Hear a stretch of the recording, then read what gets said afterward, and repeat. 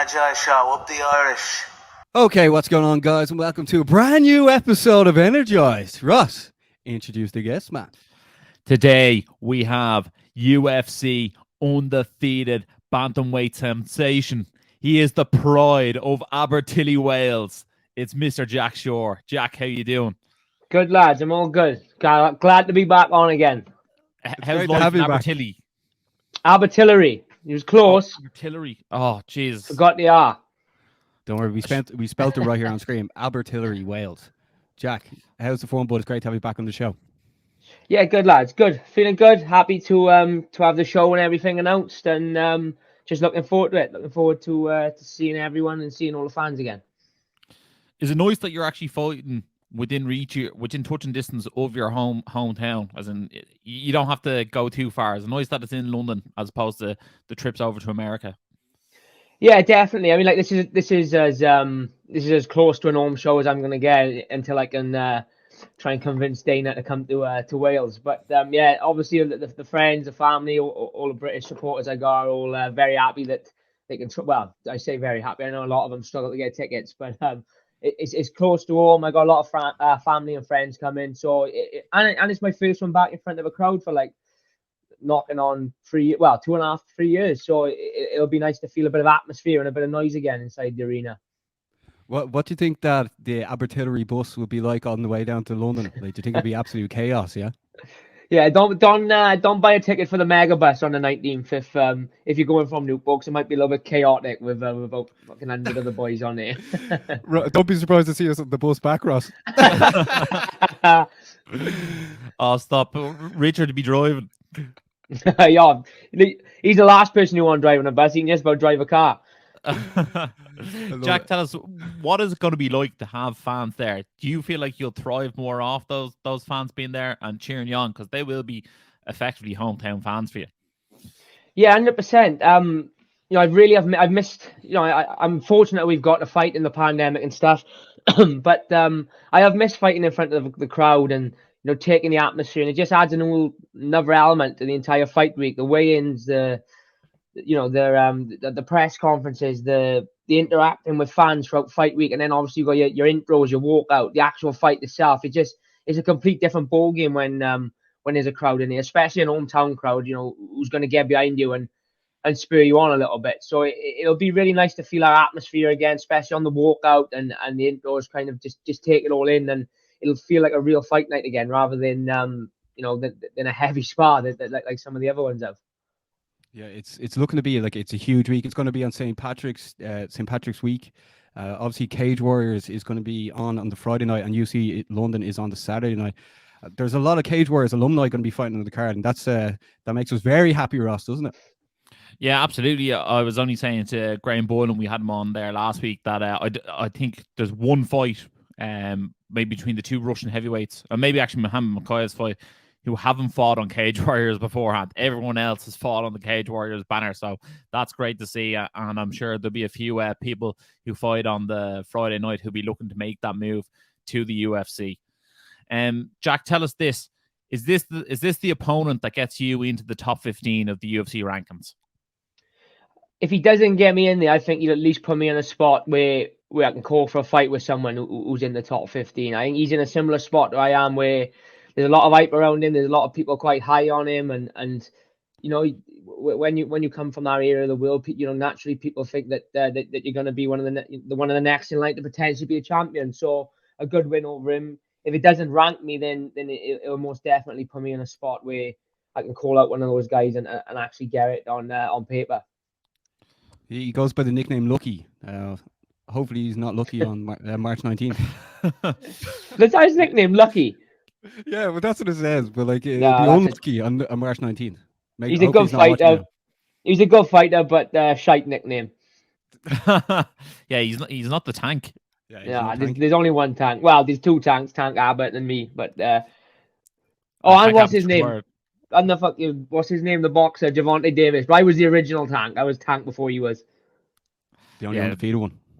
The only undefeated one. That's right. Exactly. Jack, what do you actually make of the state of the bantamweight division at the moment? Obviously, Piotr Jan and Aljamain Sterling got pushed out. How do you see that fight going? Who do you think is sort of next in line after that? It's just like it's so choppy and change at the minute because every week there seems to be a ranked fight or new guys getting ranked or older guys getting pushed out to the rankings.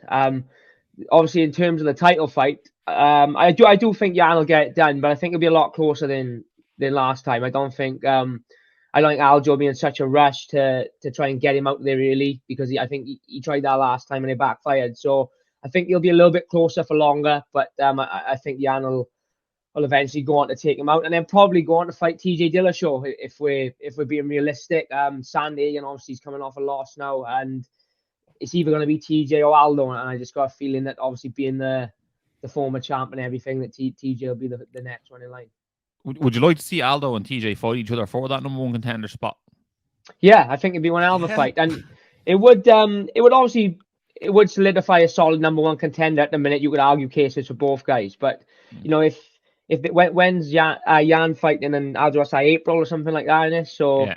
if they want a couple of months rest, obviously it is a long time for Aldo to sit out since his last fight, and obviously I know TJ's coming back from injury, so timing wise they may want him he may want to get a fight in beforehand. So I think the number one contender fight is probably a good shout, but the UFC's like they may just chuck it to TJ and let him run away with it. Yeah, it is that option where the former champ, it's easier to build up. He never lost it. You know what I mean? There's a background story there. But we'll have to wait and see. Jack, tell us what you know about Timur as your opponent, or Lucky as Baz calls him, which is probably an easier way to say his name. But what do you know about him, and where do you see him giving any difficulties to you? Obviously he's from Dagestan, obviously, but I know he does a lot of training over with the Mark Henry gym with Frankie and Marlon and all those guys. So he's obviously going to be good on the feet. He's going to be able to grapple and wrestle as well. But I know just from watching and striking is where he's most comfortable. And he's very active. He's not a massive puncher or a massive kicker, but he's active and he tends to beat a lot of guys just by outscoring them and throwing 4 shots to their 1. So the real sort of thing I got to avoid is getting stuck in that rut of chasing him and letting him dictate the pace where he's throwing these no power combos, but if the volume's there, then he's scoring. So I've got to make sure that I either keep up with him volume wise or the shots I do at him with are bigger and obviously more damaging than the ones he hits me with. But he's a good all round. I just think based on his last 2 fights, he obviously prefers to strike more than he does to grapple and wrestle. Has he reached out to you, or have you messaged him just been like, can't wait to see you on March 19th? No, funny though, he did after my last fight, he sort of called me out respectively on Twitter. He tweeted something like, I know you're injured, but when you're back from injury, I'm sure we'll get to share the cage and it'll be a great one for the fans. And as it goes, it wasn't meant to be him, it was meant to be obviously Umar, but if the stars have aligned, and now he's going to get his wish and we get to see who the number 1 is. That was a bit of a strange one, the way Umar got pulled and then put on earlier, wasn't it? Yeah, no, that's Saeed you're thinking, haven't you? Oh, maybe. Oh, sorry, wrong. Yeah, the wrong Nurmagomedov. Nurmagomedov. Get that wrong. Oh, because they look so different as well. I'm sorry about that. Apparently, that Saeed Nurmagomedov is not related to Khabib at all. Apparently, I was meant to fight Saeed in September, obviously, and then that fell through. And I was meant to fight Umar this time round, and that fell through. So who knows? Maybe one day in the future I will actually get to fight one of them. Yeah, but you know what? When the fight was actually put away, I was like, or when that fight was originally made, I was actually almost surprised because obviously you're a top prospect undefeated. He was a top prospect undefeated, and I was like, geez, very early on in their career to have these guys fight each other. You almost wait to see it down the line when you're both in the top 15 and there's big excitement for a fight like that. So, like I said, or like you said yourself, hopefully we do see that down the line. But there is some very sort of unique characters in your division. What's your thoughts on Sean O'Malley, Jack? I think Sean's very good. I mean, he's a bit like Conor in terms of he knows how to market himself. He knows the audience he's appealing to, and he's very good at sort of getting them on board and getting them behind him. You can't knock what he's doing. The guy's got like a million plus followers. He's making all this money, and he's only just got ranked. I mean, you look at the level of opponents he's faced. they haven't really been that great, and that's not a knock on him. That's just me being brutally honest in what I'm watching. He hasn't really fought anyone yet who you look at and think, oh, that guy could go on to be champion. But he's done a very good job of marketing himself, and he's in the rankings now, so he's in a position where he is going to be fighting these strong guys with elite striking and elite grappling and elite wrestling. So we'll obviously see sooner or later whether he's the real deal. But I don't look at Sean and sort of think, he's all hype. He's a hype job. He's obviously very skilled and very good. But I think I don't know if he'll come unstuck, but I think he's not going to have it all one way like he has had it when he starts fighting these top level guys in the top 15. Yeah, I just want to say that we just signed with the UFC, and the UFC were on to us. They're like, right, we want you to focus on the European scene and let us know, let the people know who are the people to look out for. Jack, the second we were told that, we were like, right, we have to get Jack on, 27 fights and a win streak, 15-0 as a pro. This, I think this is going to be a huge night for you on March 19th. You get the win, and then call your shot, because I think then you'll be 16-0, and the longest active winning streak in the UFC as well. That would be, and you have to give your call and bring the UFC back to Wales. That is the time to make the call. Yeah, definitely. I mean, I think I've been a little bit unlucky in terms of the COVID situation. I've coming up in Cage Warriors and in my debut, I was always known as this guy with this massive following, and wherever I would fight, there'd be hundreds of thousands of Welsh coming to support, whether they're in the arena or nearby watching in the pubs. And obviously, when you have 3 or 4 fights behind closed doors, people don't necessarily get to see that following and that atmosphere that I bring when I fight. And I think when I walk out in London, the UFC will truly appreciate what they're working with, and will appreciate the pull and the draw I actually have over here. No one in Wales has ever done what I've done in terms of selling out 5,000-6,000 seat arenas when they're only fighting on Cage Warriors. It's unheard of. So I think it's after this fight is where they're going to see the sort of attraction that I am in the UK. And look, I'd love to bring the UFC to Wales. Venue wise, we need to get something sorted. We need to get a little arena knocked up for us. But unless they want to put us in the stadium and Chuck McGregor main event or something, but that'd be all right as well. But look, it's going to happen one day, especially with the talent coming through behind me as well. Welsh MMA is in a good spot, and it gives me a lot of pride and a lot of privilege to sort of be the front runner and the guy leading the charge. And they'll definitely remember me and know what they're working with after this one. Yeah, absolutely. You are one of the greatest talents, as Barry alluded to, in Europe. I think there's a race on between yourself. I think it's Alexander Romanov and Mosavar Elevov. I think that's how you say his name. I think you're all 15-0 at the moment, and you're all undefeated. You're all just vying to get that one step ahead of the other one. But it's an exciting little race that you guys have on there. You're probably not even aware you're all in the same race. But another sort of legendary name I want to touch on. Would you like to actually fight a Jose Aldo or a Dominic Cruz before they actually retire? Would you like to say you shared that octagon space with them? Yeah, of course. I mean, we talk about the title fights and the top 10 and everything, but those two are some of my top picks for dream fights. Just because I grew up watching them. When I was a teenager in the gym, Dominic Cruz was one of my favorite fighters to watch. Every time he fought me and my old man would be sit down, glued to the TV. Same with Aldo. He was 10 years undefeated. I remember watching him in WEC, flying kneeing people in 10 plus seconds, and then coming to the UFC and smashing guys as well. So they're obviously guys I'd love to get in there with. It's one of those that's saying, isn't it?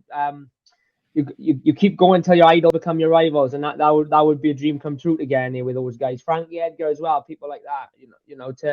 To be able to share the cage with guys I grew up looking up to and trying to learn little bits from, it's definitely a story to tell the grandkids in a couple of years.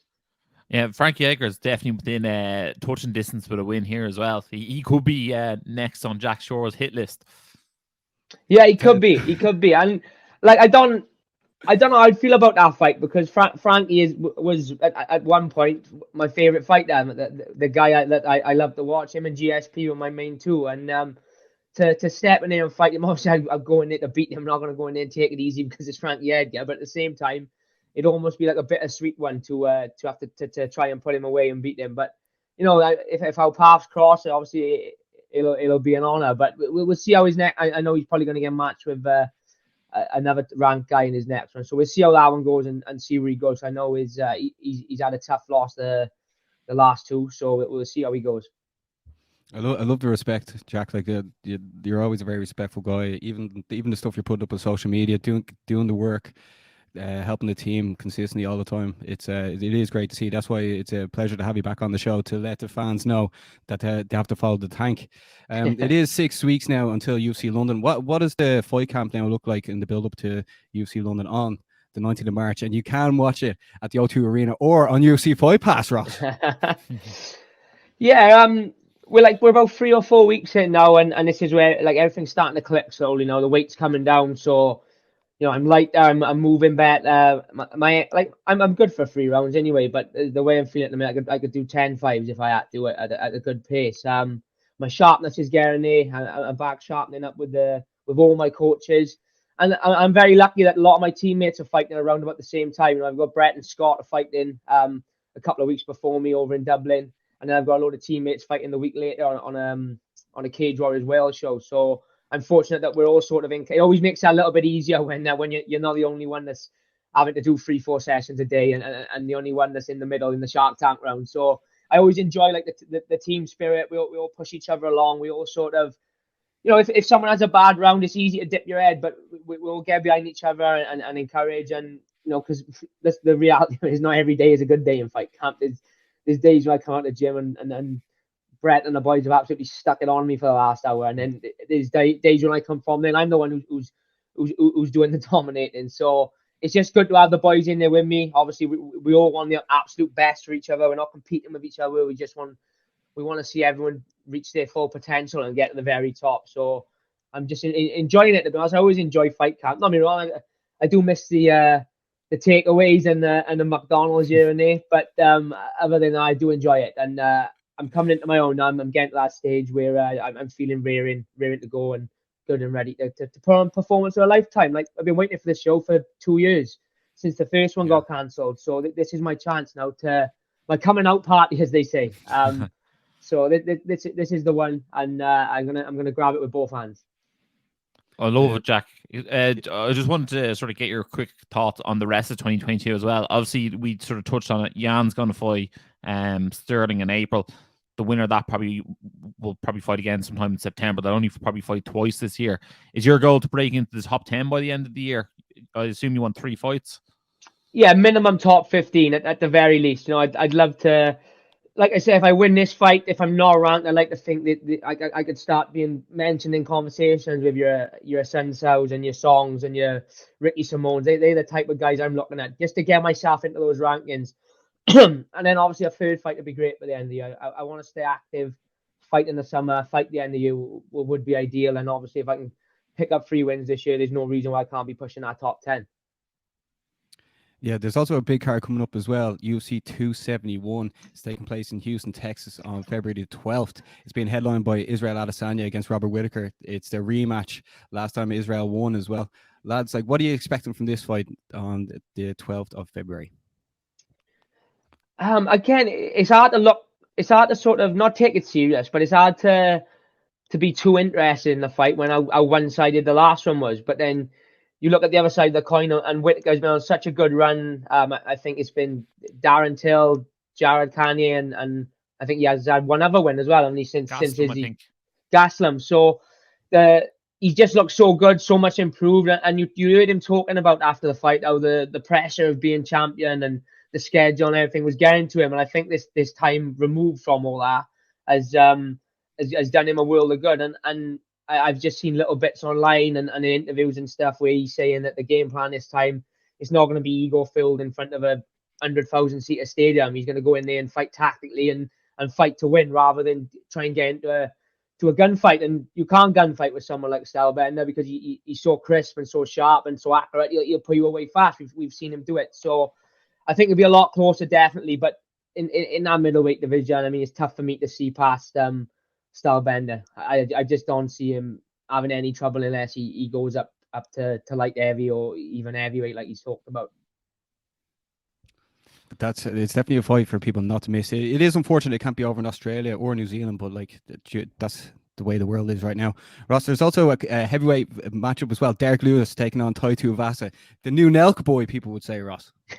This one actually breaks my heart. It does. I was like, can we not keep these two away from each other? Can we just have like either a double knockout or I don't know. You wouldn't want to wish injury on someone, but like, why did the UFC have to put these two together? They'll definitely do a shoey with each other after. I want to see a fight of the year candidate. I want it to be a draw and then a double shoey at the end. That's what I want to see.